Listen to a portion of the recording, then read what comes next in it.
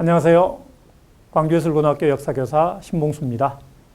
임진의병에 대해서 지금 이야기를 하고 있는데요. 혹시 여러분 취가정이라고 들어보셨습니까? 가사문학관 건너편에 보면 환벽당이 있습니다. 그 환벽당 바로 뒤편에 있는 정자인데요. 취해서 부르는 노래 또는 취할 때 부르는 노래라는 뜻이죠. 1889년에 취가정이 만들어지는데요. 취가정의 내력은 바로 그 옆에 세워진 이 비석에 나오게 됩니다. 그 비석의 내용은 바로 취시가입니다. 취시가 내용 같이 한번 읊어보도록 하겠습니다. 취할 때 부르는 노래여 이 곡조 듣는 사람 없네. 나는 꽃과 달의 취함도 바라지 않고 나는 공운을 세움도 바라지 않네. 공운을 세우는 것도 뜬구름이요 화월에 취하는 것도 뜬구름이네. 취할 때 부르는 노래여 이 곡조 아는 사람 없네. 내 마음은 장검으로 명군께 임금께 보답만 하고 지고. 이 취시가는 석주 권필이 꿈속에서 시집 한 권을 넣었는데 그 시집에 나오는 내용입니다. 이 취시가의 주인공 바로 비운의 의병장 김덕령 의병장입니다. 김덕령 의병장은 북구 충효동에서 1567년에 태어나는데요. 사촌 김윤재의 종손으로 우계 성원의 문화에서 공부를 하게 됩니다. 임진왜란이 일어나자 형 김덕홍과 함께 고경명 의진을 따라서 전주까지 올라갔는데요. 형이 너는 가서 늙은 어머니를 모셔라 라고 권유를 하게 돼서 귀향을 하게 됩니다. 물론 형은 고경명 의병장을 따라서 금산 전투에 참여했다가 거기에서 순절을 하게 되죠. 그리고 1593년에 노모도 사망을 하게 됩니다. 상복을 입고 3년상을 치르고 있을 때 전라도 관찰사 이정암과 담양부사 이경린 등이 당신이 의병을 일으켜야 된다고 권유를 하게 됩니다. 그래서 상중임에도 불구하고 담양에서 3천여 명의 의병을 모아서 봉기를 하게 되죠.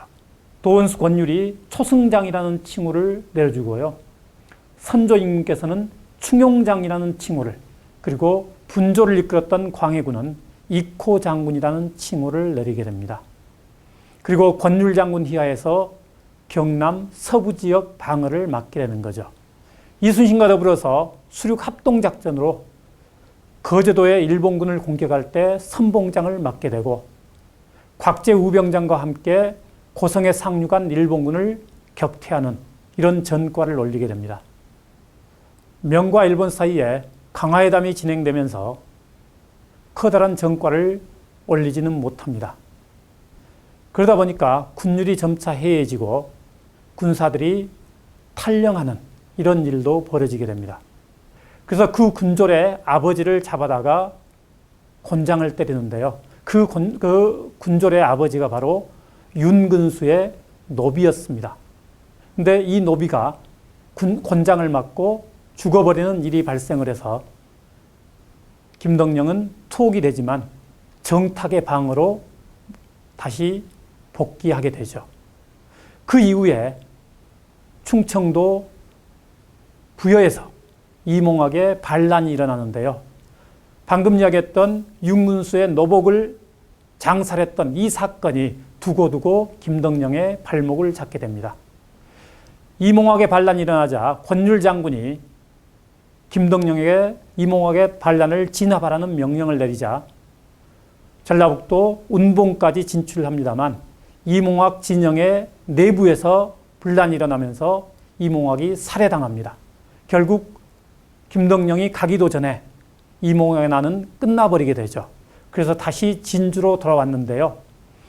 충청도 채찰사 종사관이었던 신경행이 무고를 합니다.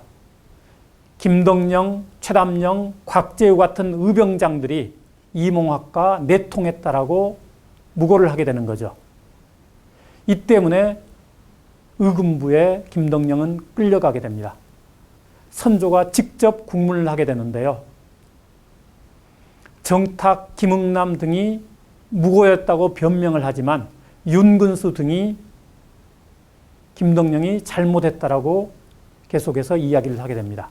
결국 20일 동안 6차례의 혹독한 고문 끝에 29살의 나이로 옥살을 하게 됩니다. 죽기 직전에 다음과 같은 시를 남기게 됩니다. 춘산에 불이 나니 못다 핀 꽃 다 붙는다. 점에 저 불은 끌물이나 있거니와 이 몸에 내 없는 불이 나니 끌물 없어 하노라. 이런 시를 남기게 되죠. 이 시는 지금 사직공원에 시비로 세워져 있습니다. 현종 2년에 가서야 신원이 회복되고 병조 참의에 추징이 됩니다. 그리고 숙종 4년에 벽진서원에 배양이 되는데요. 벽진서원은 회제 박강옥을 모시는 서원이었습니다. 그리고 1681년 숙종 7년에 병조 판서에 추징이 되고 의열사라고 사액이 되죠. 벽진서원이 의열사로 사액이 됩니다. 그리고 정조 12년에 의정부 좌찬성에 추징이 됩니다. 그리고 시효는 충장이라고 내려지고요. 충효리 정여비도 하사되고 마을 이름 석조천도 충효리로 바뀌게 됩니다. 충효리 정여비에는 이렇게 쓰여져 있습니다. 조선국 증 좌찬성 충장공 김덕령 증 정경부인 흥양이씨 충효지리 이렇게 정여비에 새겨져 있고 그 정여비 뒷면에는 내력이 새겨져 있는데요.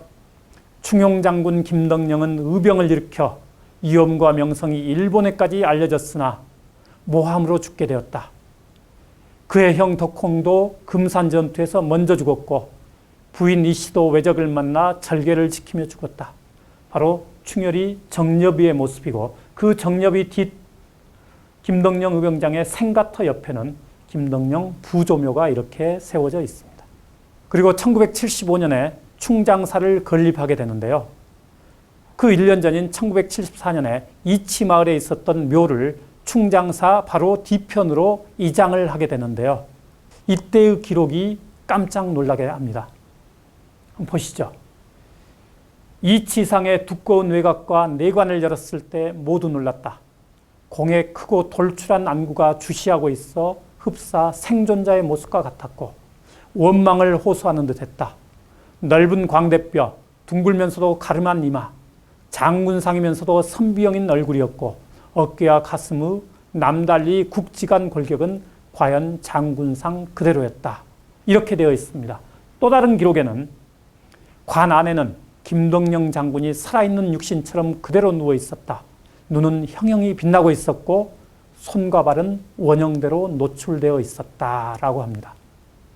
죽은 지 400여 년 가까이 지난 김덕령 장군의 시신이 살아있는 사람처럼 그대로 있었다는 거죠. 왜 그랬을까요? 원통함에 눈을 감지 못한 것은 아닐까요? 김덕령 의병장의 무덤을 파헤쳤을 때 바로 관 그대로입니다. 400년이 지난 관이 지금 그대로의 모습으로 남아 있습니다. 그리고 지금은 충장사 바로 뒤편으로 무덤이 이렇게 옮겨가 있습니다. 충장사는 제일 첫 들어간 외산문은 충용문이라고 합니다. 선조 임금께서 내려주었던 충용장에서 가져왔고요. 내산문은 이코문이라고 합니다.